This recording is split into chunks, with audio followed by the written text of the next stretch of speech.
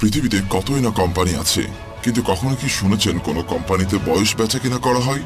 জি হ্যাঁ, আজ আমি এমন একটা কোম্পানির সাথে পরিচয় করিয়ে দিব যেখানে আপনি চাইলেই টাকার বিনিময়ে আপনার বয়সকে বিক্রি করে দিতে পারবেন। আপনি যদি অনেকটা বৃদ্ধ হয়ে যান, তবে টাকার বিনিময়ে সেই কোম্পানি থেকে বয়স কিনে আপনি আবারও যুবকে পরিণত হতে পারবেন। আবার আপনি যদি যুবক হন কিন্তু আপনার আর্থিক সচ্ছলতা না থাকে, তাহলে আপনার বয়স বিক্রি করে সেখান থেকে টাকা নিয়ে উপকৃত হতে পারবেন। বলছিলাম 2023 সালে মুক্তি পাওয়া জার্মান থ্রিলার সিনেমা প্যারাডাইসের কথা। তো চলুন বয়স বিক্রি করার এমন একটা অদ্ভুত কোম্পানির ভেতর থেকে ঘুরে আসা যাক। গল্পের শুরুটা হয় ভবিষ্যৎ পৃথিবীকে ঘিরে। জার্মানিতে এমন নামের একটা বায়োটেক কোম্পানি রয়েছে, যেটা এমন একটা পদ্ধতি আবিষ্কার করেছে যেখানে একজন মানুষের জীবন থেকে সময় কেড়ে নিয়ে অন্য একজন মানুষের শরীরে ট্রান্সফার করতে পারে। তবে সেটা তখনই সম্ভব যখন দুজন মানুষের ডিএনএ মিলে যাবে। এক্ষেত্রে যাদের টাকার প্রয়োজন তারা জীবন থেকে অনেক বছর বিক্রি করে দিয়ে অনেক টাকার মালিক হতে পারবে, আর এর ফলে তারা শারীরিকভাবে দ্রুত বয়স্ক হয়ে উঠবে। আবার অন্যদিকে যারা অনেক সম্পদের অধিকারী, তারা তাদের বয়স ধরে রাখতে সময় কিনে নিতে পারে। আসলে যাদের অনেক টাকা পয়সার অভাব, তারাই এই কোম্পানিতে যোগাযোগ করে তাদের বয়স বিক্রি করে দেয়। বর্তমানে এমন অনেক মানুষ আছে যারা এটাকে জীবিকা নির্বাহের একমাত্র উপায় হিসেবে নিয়েছে। তো এই কোম্পানিটার সাথে যুক্ত আছে অনেক উচ্চমানের আর্টিস্ট, সেলিব্রিটি, বক্তা এবং নোবেল বিজয়ীদের মতো সম্মানীয় লোকজন। এওনের সেরা ডোনেশন ম্যানেজার হচ্ছে ম্যাক্স, যার কাজই হচ্ছে লোকদের বয়স বিক্রি করাতে কনভিন্স করা। আর সে একজন দরিদ্র পরিবারের ছেলের সাথে কথা বলছে। তাকে সে বোঝাচ্ছে, তুমি কি জানো তোমার জীবনের 15টা বছর বিক্রি করলে তুমি অনেক বেশি লাভবান হতে পারবে, আর তোমার জীবনে টাকার অভাব পূরণ হবে।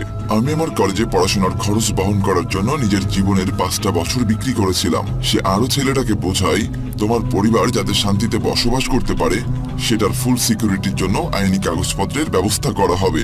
তোমার পরিবারের আর্থিক অবস্থা এখন প্রায় শূন্য, তাই তোমার এই অর্থ থেকে তুমি তাদেরকে সাহায্য করতে পারো, অথবা নিজের একটা ব্যবসাও শুরু করতে পারো। সব ধরনের কথাবার্তা শেষে ম্যাক্স চুক্তিটা ফাইনাল করে ফেলে। এদিকে কোম্পানির বাইরে কিছু মানুষ এওনের প্রযুক্তির বিরুদ্ধে বিক্ষোভ করছে। তাদের ধারণা সমাজে এ ধরনের পরিকল্পনার জন্য সামাজিক ও অর্থনৈতিক বৈষম্য বাড়ছে। তাই ম্যাক্স একটা রেইনকোট পরে তাদের সামনে দিয়ে যায়, কারণ বিক্ষোভকারীদের মধ্যে অনেক মানুষ তার দিকে রেগে ঢিল পাথর ছুঁড়ে মারতে পারে। এখন ম্যাক্স একটা বিশেষ অ্যাওয়ার্ড অনুষ্ঠানে অংশগ্রহণ করছে, যেখানে সে বছরের সেরা এজেন্ট হওয়ার একটা বিশেষ পুরস্কার পায়। এরপর অনুষ্ঠানে এওন কোম্পানির প্রতিষ্ঠাতা সোফিয়া তাদের কাজের গুরুত্ব সম্পর্কে একটা বিশেষ বক্তৃতা দিয়ে অনুষ্ঠান শেষ করে। এদিকে এওনের একটা ক্লিনিকে রোগীরা স্বাভাবিকভাবে দিন কাটাচ্ছে, কিন্তু হঠাৎ নার্সের পোশাক পরা একটা লোক হুট করে বন্দুক বের করে এবং এলোপাতাড়িভাবে গুলি করে সেখান থেকে পালিয়ে যায়, যেটা একটা এওন কোম্পানির বিরোধী সংগঠন। তারা এই কোম্পানি বন্ধ করতে প্রায় সময় সন্ত্রাসী কার্যকলাপ করে থাকে।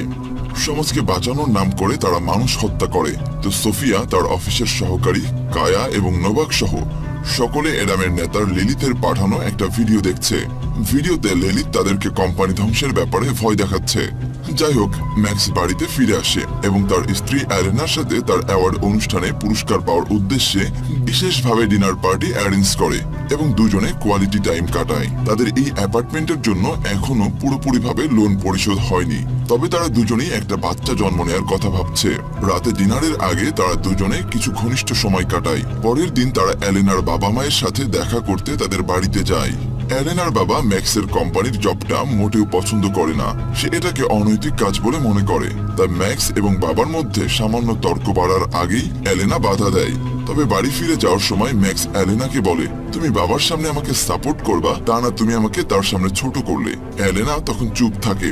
এরপর তারা দুজন তাদের অ্যাপার্টমেন্টে ফিরে আসে, কিন্তু এসে তারা হতবাক হয়ে যায়। তাদের অ্যাপার্টমেন্টে আগুন লেগেছে। এই মুহূর্তে তারা শুধুমাত্র তাদের অ্যাপার্টমেন্টের জিনিসপত্রই হারায়নি, তারা তাদের সারা জীবনে গোছানো অর্থ সম্পদ সবটাই হারিয়ে ফেলেছে। তো তারা দুজন বীমা কোম্পানির সাথে দেখা করতে যায় কিছু টাকা লোন করার জন্য। কিন্তু সেখানকার লোকেরা জানায় অ্যাপার্টমেন্টের আগুন একটা মোমবাতি থেকে লাগে, যেটা আপনাদের খামখেয়ালি জনিত কারণেই হতে পারে, আর এই জন্যই আমরা আপনাদের লোন অ্যাপ্রুভ করতে পারছি না। কিন্তু এলেনা তাদেরকে বলে সে যে কোনো জায়গায় যাওয়ার আগেই তার অ্যাপার্টমেন্টের সব মোমবাতি নিভিয়ে দেয়, কিন্তু এটা অফিসিয়াল রিপোর্ট, তাই তারা এ বিষয়ে কিছুই করতে পারবে না।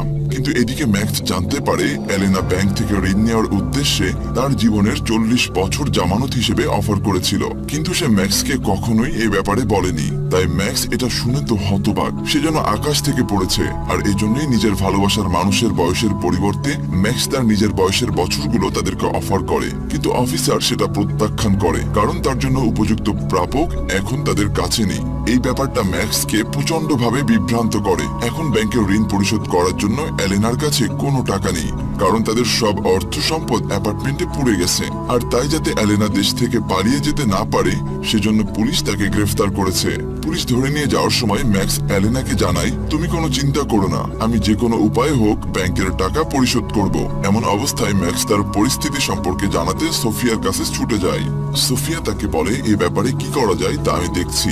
এরপর সোফিয়া কোম্পানির শেয়ার হোল্ডারদের সাথে একটা মিটিং অ্যারেঞ্জ করে। মিটিং এ সবাই জানায় তারা ডিএনএ পরীক্ষা করার জন্য কোম্পানির অর্থ নষ্ট করতে করতে তারা ক্লান্ত হয়ে পড়েছে, আর এই কারণে কিছু লোক হয়তো কখনোই অতিরিক্ত বছর কেনার সুযোগই পাবে না।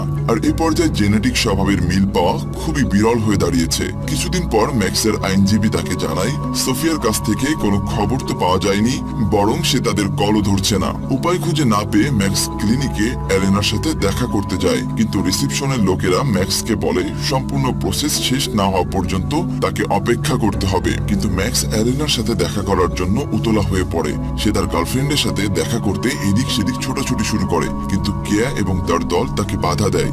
এদিকে এলেনাকে তার প্রক্রিয়াটার জন্য প্রস্তুত করা হয়েছে। প্রক্রিয়াটা শুরু করার আগে একজন আইনজীবীকে সেই চুক্তি পড়তে শোনা যায়। এটা শুনে এলেনা অস্থির হয়ে যায়। সে এখন ডাক্তারদেরকে বাধা দিতে থাকে, কিন্তু তার আর এখান থেকে সরে যাওয়ার কোনো উপায় নাই। তাই তাকে একটা ইনজেকশন দিয়ে ঘুম পাড়িয়ে দেওয়া হয়। এরপর তাকে এমন একটা মেশিনের সাথে 38 বছর ধরে অন্য ঘরে থাকা একজন ব্যক্তির সংযুক্ত করা হয়। প্রক্রিয়াটা শেষে এলেনা চুপ হয়ে যায়। এই ঘটনার জন্য এলেনা মানসিকভাবে প্রচন্ড ভেঙে পড়ে। যাই হোক, ম্যাক্স এলেনাকে বাড়িতে নিয়ে যায়, কিন্তু সে একটাও কথা বলে না। পরদিন এলেনার শরীর দ্রুত বুড়োটে হতে শুরু করে। যতক্ষণ না পর্যন্ত তাকে একজন বয়স্ক মহিলার মতো দেখতে লাগে, ততক্ষণ পর্যন্ত তার শরীর বয়স বাড়ার কাজ করে যাবে। সে আয়নায় নিজেকে দেখতে চায় না। এদিকে দিনে দিনে ম্যাক্স আর এলেনার সম্পর্ক খারাপ হতে শুরু করেছে। তাদের মধ্যে বেশ খানিকটা দূরত্বের সৃষ্টি হয়। যদিও ম্যাক্স এলেনাকে সবসময় সান্ত্বনা দেয় এবং সমর্থন করার চেষ্টা করে, তবুও এলেনা নিজেকে তার থেকে অনেক দূরে সরিয়ে নিয়েছে। তো একদিন সকালে ম্যাক্সকে কোম্পানিতে ডাকা হয়। ম্যাক্স জানতে পারে যে কোম্পানিতে তার প্রমোশন হয়েছে, যার কারণে তার মাসিক বেতনও বেড়েছে, কিন্তু এখন এটার আর কোনো প্রয়োজন নেই।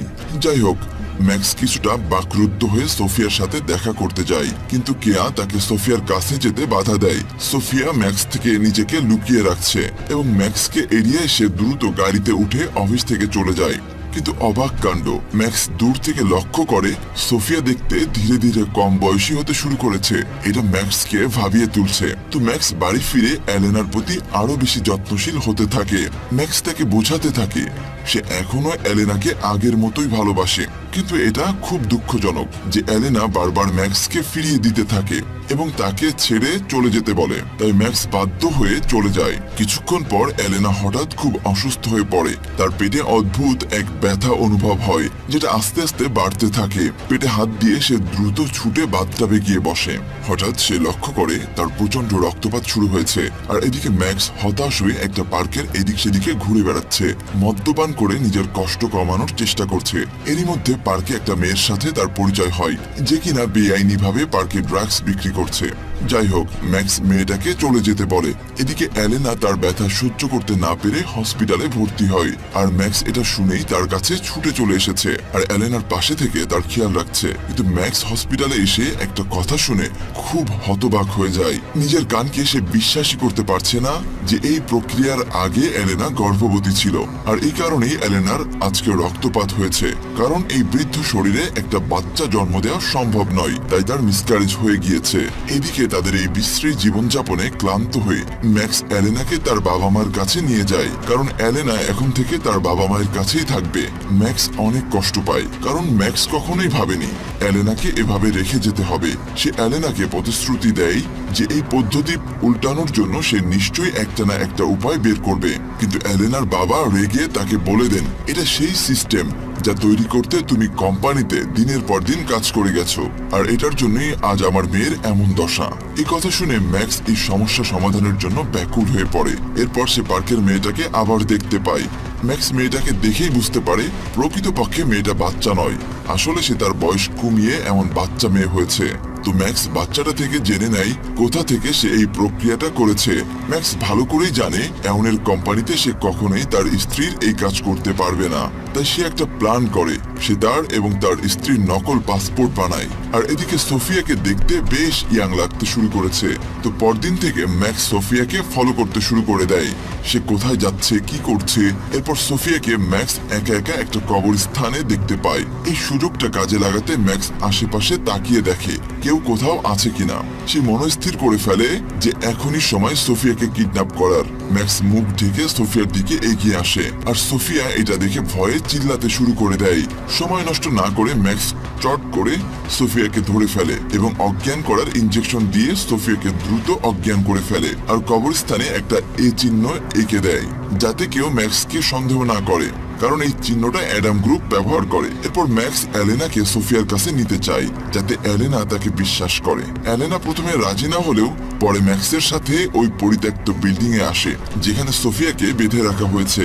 তবে এলেনা এখানে এসে হতবাক হয়ে যায়, কারণ এমন ইয়ং দেখতে মেয়েকে সে সোফিয়া হিসেবে বিশ্বাস করতে পারছে না। আর ম্যাক্সকে বলে, তুমি কি পাগল হয়ে গিয়েছো? আর এটা করা একদম ঠিক হয়নি। ম্যাক্স তখন এলেনাকে বোঝায়। সে বলে, দেখো এলেনা, এটা ছাড়া আমার আর কোনো উপায় ছিল না। তোমার আর আমার নতুন করে বাঁচার এটাই একমাত্র সুযোগ। আসলে ম্যাক্সের উদ্দেশ্য হচ্ছে সোফিয়া যেটা তার স্ত্রীর সাথে করেছে সেটাই আবার তাকে ফিরিয়ে দেওয়া, অর্থাৎ সোফিয়ার কাছ থেকে বয়স কেড়ে তার স্ত্রীকে আবার আগের মতো ইয়ং করে নেওয়া। এদিকে কেয়া আর নোবাক কবরস্থানে সোফিয়া কিডন্যাপের পরিস্থিতি তদন্ত করতে আসে। নোবাক সেখানকার সিসি ফুটেজ সব চেক করে। যদিও ম্যাক্সের নকল পাসপোর্ট করে নেওয়া ছিল, কিন্তু সোফিয়ার লোকেরা তাকে ট্র্যাক করে ফেলে।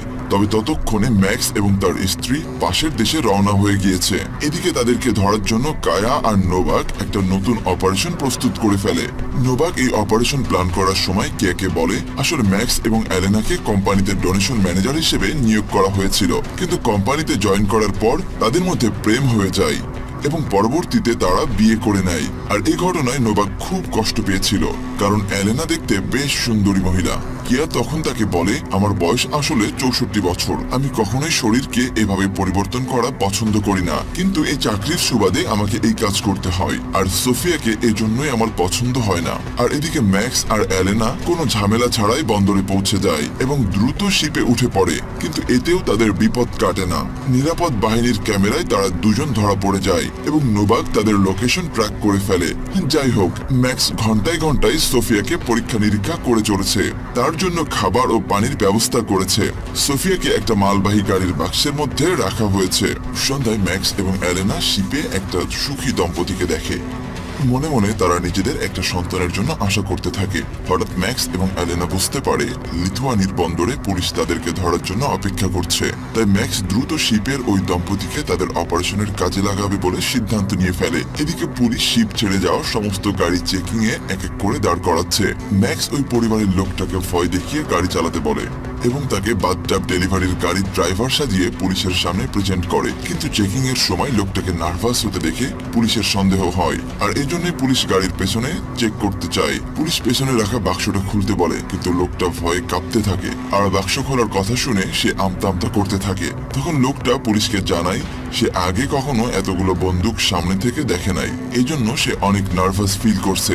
আর এদিকে ম্যাক্স তার পরিবারের মাথায় গান ধরে রেখেছে। পুলিশ লোকটার কোনো ভুল দেখতে না পেয়ে তাকে ছেড়ে দেয়। গাড়ি চলতে থাকে।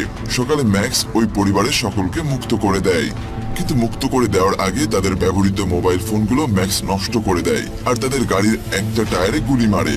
গুলির শব্দে ওই পরিবারের ছোট বাচ্চাটা খুব কান্নাকাটি শুরু করে দেয়, যা দেখে এলেনার খুব খারাপ লাগে। এদিকে সোফিয়া এখনো গাড়ির পেছনে বাক্সে বন্দী। কিছু সময় যাওয়ার পর গাড়ি থামানো হয়। সোফিয়াকে বের করা হয়। সোফিয়া তখন ম্যাক্স আর এলেনাকে বলে, আমি আসলে সোফিয়া নই, আমি তার মেয়ে ম্যারি। আমরা দেখতে এখন অনেকটাই একই রকম, কারণ আমার মা এখন অনেকটা বয়স কমিয়েছে। কিন্তু ম্যাক্স তার কোনো কথাই বিশ্বাস করে না, তাই সে ইন্টারনেটে সোফিয়ার ব্যাপারে অনুসন্ধান করে। সেখানে ক্লিয়ার করে দেওয়া আছে সোফিয়ার একটা মাত্রই মেয়ে ছিল, যে কিনা বহু বছর আগে মারা গিয়েছে, আর সেজন্যই সোফিয়াকে কবরস্থানে দেখতে পাওয়া যায়। ম্যারি ম্যাক্সকে বোঝানোর চেষ্টা করে আসলে ম্যারিকে তার মা সাংবাদিকদের থেকে দূরে সরিয়ে রেখেছিল, তাই ইন্টারনেটে তাকে নিয়ে কিছুই বলা নেই। কিন্তু ম্যাক্স তাকে এক বিন্দুও বিশ্বাস করে না, তাই ম্যাক্স আবার সোফিয়াকে বন্দি করে গাড়ি চালাতে শুরু করে। তবে এলিনার মনে এবার সন্দেহ জাগতে শুরু করে। লম্বা একটা জার্নির পর অবশেষে তারা একটা পরিত্যক্ত হোটেলের সন্ধান পায়, আর তারা সবাই সেখানে রাত কাটানোর সিদ্ধান্ত নেয়। এদিকে ম্যারি বোঝানোর চেষ্টা করেই যাচ্ছে সে আসলে সোফিয়া নয়, আর সে নিজেও তার মায়ের এই অনৈতিক কাজের জন্য অনুতপ্ত, বরং এজন্যই সে তার মাকে ঘৃণা করে। কিন্তু ম্যাক্স তা বিশ্বাস করে না। এলেনা এই বিষয়টা নিয়ে চিন্তিত হয়ে পড়েছে, তাই ম্যাক্সের সাথে তার বেশ কথা কাটাকাটি হয়। আর ম্যাক্স তখন এলেনাকে বলে এখন যদি ম্যারি সত্য কথা বলে তবুও আমাদের পেছনে ফেরার সময় নেই, কারণ আমরা অলরেডি তাকে তুলে এনেছি। আর ম্যারি যদি সোফিয়ার মেয়ে হয়ে থাকে তাহলে তাদের ডিএনএ ম্যাচ করার কথা। কিন্তু এলেনা এই বাচ্চা মেয়েটার জীবন শেষ করতে চায় না। এদিকে ম্যাক্স ম্যারিকে শাওয়ার নিয়ে ফ্রেশ হতে বলে। বাথরুমে ম্যারি কাপড় চেঞ্জ করার সময় ম্যাক্স ঘুরে দাঁড়ায়, আর এই সুযোগকে কাজে লাগিয়ে ম্যারি ম্যাক্সকে পেছন থেকে জোরে আঘাত করে। তো সঙ্গে সঙ্গে সে জঙ্গলের দিকে ছুটে যায়। ফোনে কানেক্ট করার চেষ্টা করলেও কোনো নেটওয়ার্ক পায় না। দৌড়াতে দৌড়াতে মেরি হঠাৎ একটা গর্তে পড়ে যায়। গর্তটা ছিল চোরাবালিতে ভর্তি, তাই সে সাহায্যের জন্য চিৎকার করতে থাকে। ততক্ষণে এলেনা এসে তাকে দ্রুত ওখান থেকে টেনে ওঠায়। এরপর তারা দুজনে হোটেলে ফিরে আসে। ম্যারি বাথরুমে গোসল করার সময় এলেনা লক্ষ্য করে ম্যারির শরীরে বয়স কমানোর কোনো চিহ্নই নেই। এবার এলেনা নিশ্চিত যে ম্যারি তাদেরকে সত্য কথা বলেছে। এলেনা ম্যাক্সকে সবটা খুলে বলে, কিন্তু ম্যাক্স তাকে বোঝায় আমি এগুলো করছি শুধুমাত্র আমাদের ভবিষ্যৎ পরিবার এবং বাচ্চার কথা চিন্তা করে। রাতে ম্যাক্স আর এলেনা ঘনিষ্ঠ মুহূর্ত কাটায়, যা ম্যারি পাশের রুমের বাথটাব থেকে শুনতে পায়। এদিকে নোভা কেয়াকে জানায় যে সে ম্যাক্স এবং এলেনার লোকেশন খুঁজে পেয়েছে। তো তারা দুজনে সেই লোকেশনের উদ্দেশ্যে বেরিয়ে পড়ে। এদিকে অ্যাডাম গ্রুপের লোকজন এলেনা এবং ম্যাক্সের দিকে বন্দুক ঠেকলে তাদের দুজনের ঘুম ভেঙে যায়। অ্যাডাম গ্রুপ মেম্বার লিলিথ নিশ্চিত করে যে এটা আসলে সোফিয়া নয়। এরপর তারা ম্যাক্স, এলেনা আর ম্যারিকে একসাথে করে। লিলিথ একে একে পুরো ঘটনাটা খুলে বলে। সে বলে আসলে সোফিয়া তার ব্যক্তিগত ব্যবহারের জন্য একজন বয়সদাতা খুঁজছিল, আর সে এলেনাকে খুঁজে পায়। কোম্পানি ম্যাক্সকে এলেনার কাছে পাঠায়, কারণ ম্যাক্স ছিল কোম্পানির বেস্ট ডোনার ম্যানেজার। কিন্তু এলেনাকে ডোনেটের কাজে লাগানোর পরিবর্তে ম্যাক্স আর এলেনা একে অপরের প্রেমে পড়ে যায় এবং অবশেষে তারা বিয়ে করে। আর এজন্য সোফিয়া প্ল্যান করে তাদের অ্যাপার্টমেন্ট পুড়িয়ে দেয়, যাতে ম্যাক্স পুরোপুরিভাবে বিপদে পড়ে যায়, আর যাতে এলেনার বয়স কমানোতে বাধা দিতে না পারে। ম্যাক্স লিলিথকে বলে তুমি একজন খুনি, কারণ লিলিথ এলেনাকে একটা বুলেটের বন্দুক ধরিয়ে দেয়, আর তাকে বলে হয় তুমি ম্যারিকে খুন করবে, না হয় নিজের জীবন শেষ করবে। আর এলেনা কোনো সিদ্ধান্ত নিতে সাহস পায় না, তাই লিলিথ তাকে বলে জীবনে শান্তির জন্য হলেও তোমাকে একটা সিদ্ধান্ত বেছে নিতে হবে, আর এই কাজে ডাক্তাররাও পক্ষে। ঠিক এই মুহূর্তে ম্যাক্সের বার্নার ফোনটা সিগন্যাল দিয়ে অবৈধ ওই ক্লিনিকের লোকেশন অ্যাক্টিভেট করে, আর জানতে পারে মাত্র 6 ঘন্টার জন্য এটা বৈধ করা হবে। ম্যাক্স এই সুযোগ মিস করতে চায় না, আর লিলিথকে বলে সোফিয়াকে হত্যা করার জন্য আমাদের তোমার সাহায্য করতে হবে। ইতিমধ্যে কেয়া এবং তার লোকজন বাড়িটা ঘিরে ফেলে। ম্যাক্স অ্যাডামদেরকে সাথে নিয়ে বেরিয়ে আসে, আর সকলকে বলে শুধুমাত্র সোফিয়াকে ভেতরে ঢুকতে দেওয়া হবে, আর যদি অন্য কেউ ভেতরে ঢোকার চেষ্টা করে তবে এলেনা ম্যারিকে গুলি করবে। অপরূপ সুন্দরী সোফিয়া ম্যাক্সের সব কথা মেনে নেয়, কিন্তু কেয়া ভাবছে ম্যাক্স কিভাবে জানে যে তাদের সাথে সোফিয়া আছে। অনেক চিন্তা ভাবনা করে কেয়া বুঝতে পারে যে এটা একটা ফাঁদ। নোভাক এবার তার বন্দুক বের করে, কিন্তু অবাক কাণ্ড, নোভাক সোফিয়াকে গুলি করে। সোফিয়া ছিটকে যেয়ে পড়ে। কেয়া এটা দেখে সোফিয়াকে খুন করার জন্য অবিলম্বে নোভাককে হত্যা করে। এদিকে বিল্ডিং এর ভেতর থেকে অ্যাডাম দল সোফিয়ার দলের বিরুদ্ধে গুলি চালাতে শুরু করে। এই পরিস্থিতিতে ম্যাক্স তাড়াহুড়ো করে হোটেলের ভিতর ফিরে আসে, কিন্তু হোটেলের ভিতর গিয়ে ওরা ম্যাক্সকে ধরে ফেলে। তাদের মধ্যে লড়াই শুরু হয়। ধস্তাধস্তির এক পর্যায়ে ম্যাক্স কোনো রকমে নিজেকে বাঁচিয়ে এলেনা আর ম্যারিকে নিয়ে দ্রুত গাড়িতে ওঠে, কিন্তু গাড়ি স্টার্ট দেওয়ার সময় ম্যারি গাড়িতে না উঠে একটা বন্দুক নিয়ে এলেনাকে মারতে যায়, আর তখন এলেনা নিজেকে বাঁচাতে ম্যারিকে আঘাত করতে থাকে। ম্যারি অজ্ঞান হয়ে যায়। এরপর দ্রুত তাকে গাড়িতে তুলে ওখান থেকে পালিয়ে যায়। এদিকে কেয়া নোভাকের ফোন চেক করে বুঝতে পারে অ্যাডাম গ্রুপের সাথে নোভাকের যোগাযোগ ছিল, কিন্তু গাড়িতে ম্যাক্স সিদ্ধান্ত নেয় ম্যারির সাথে সে এমন কিছুই করবে না, কারণ সে লিলিতের মতো হতে চায় না। কিন্তু এবার এলেনা তাদের রাজি হয় না। সে ম্যাক্সকে গাড়ি থেকে বের হয়ে যেতে বলে। তো যাই হোক, এলেনা ম্যারিকে ওই অবৈধ ক্লিনিকে নিয়ে যায় এবং সকল প্রক্রিয়া শেষ করে। এলেনাকে দেখতে এখন অনেক ইয়াং লাগছে, সে সুন্দরী হয়ে উঠছে। আর এদিকে ম্যারি দিনের পর দিন বয়স্ক হয়ে উঠছে। গল্পের অনেকদিন পর এলেনাকে একটা বিচের সামনে দেখতে পাওয়া যায়। ম্যাক্সকে রেখে সে এখন অন্য কাউকে বিয়ে করেছে এবং সুখে সংসার করছে। আর এদিকে ম্যাক্স সোফিয়াকে শেষ করতে অ্যাডাম গ্রুপের সাথে জয়েন করেছে।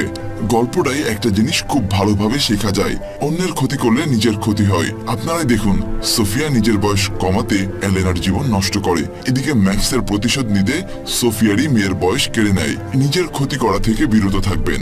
আল্লাহ হাফেজ।